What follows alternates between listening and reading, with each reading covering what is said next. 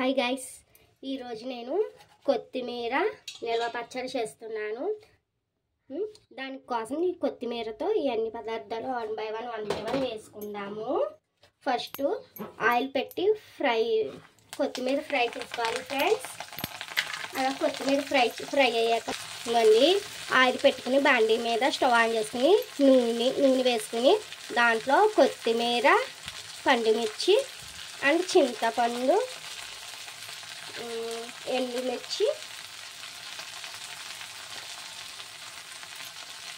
ధనియాలు, కొంచెం మెంతులు ఇవన్నీ వేసుకుని బాగా ఫ్రై చేసుకుందామండి. ఇవన్నీ వేసేసి బాగా ఫ్రై చేసుకోవాలి. అలాగే చిటికెడు పసుపు వేసుకుని మొత్తం ఒకసారి ఫ్రై చేసుకుందామండి.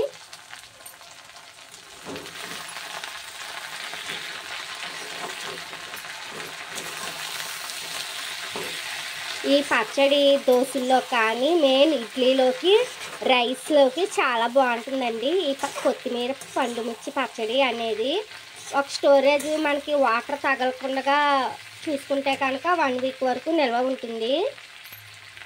మనకి అక్కడ దీంట్లో కొంచెం ఆయిల్ ఎక్కువ పడుతుందండి పోపుకి, ఈ కొత్తిమీర ఇవన్నీ వేగటానికి, కానీ నిల్వ ఉంటుందండి మనకి. ఫ్రై అయ్యాక చూపిస్తాను.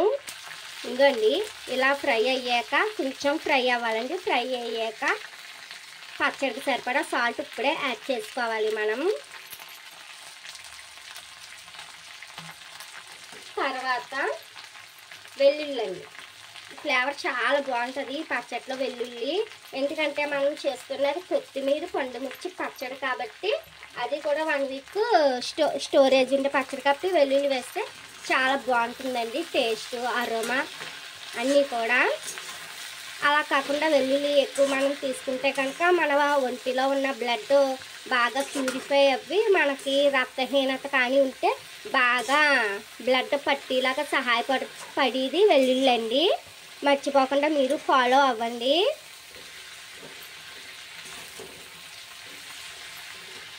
ఇంకొకసారి వేగాక అప్పుడు మిక్సీ పట్టుకుని వస్తానండి. ఇంకో చూస్తున్నారు కదండి, పోపు దినుసులు పచ్చనపప్పు, జీలకర్ర, ఆవాలు, మినప్పప్పు, పచ్చనపప్పు, ఎండుమిర్చి, కరివేపాకు, కొంచెం ఇంగువ ఇవన్నీ వేసుకుని క్రంచీగా ఫ్రై చేసుకోవాలండి దోరగా. ఇంకోండి గ్రైండ్ చేసి పెట్టుకున్న పచ్చడి ఇలా ఉంది. చూసారా ఎంత యమ్గా ఉందో. ఇప్పుడు ఈ పచ్చడి వేగాక చూపిస్తానండి. పోపు అయితే అలా వేగింది. ఇప్పుడు మనం ఇందులో కొంచెం ఉంటే రెడ్ చిల్లీ పౌడర్ యాడ్ చేసుకోవాలండి, కొంచెం రెడ్ కలర్లో రావటానికి కోసం అంతే. ఇప్పుడు ఇది ఏదైతే ఉందో ఆ మిక్సీ పట్టుకున్న పచ్చడి అంతా ఇందులో వేసుకోవాలి.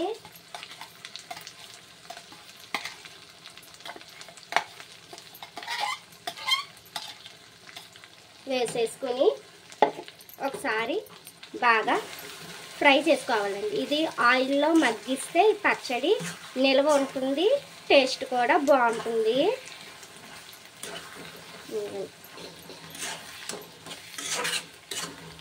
చూసారా ఇంకా బాగా కలిసిపోవాలండి ఆయిల్లో, పోపులో. అప్పుడే మనకి అన్ని ఫ్లేవర్స్ పట్టి మనకి కొత్తిమీర పండుమిర్చి పచ్చడి కొంచెం కారంగా, కమ్మగా, పుల్లగా ఆ టేస్ట్లో వస్తుంది. కట్టా మిట్టా టేస్ట్ వస్తుందండి పచ్చడి.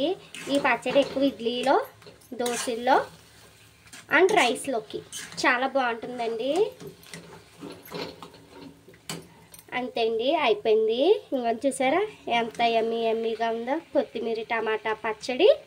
మళ్ళీ నెక్స్ట్ వీడియోలో కలుద్దాం.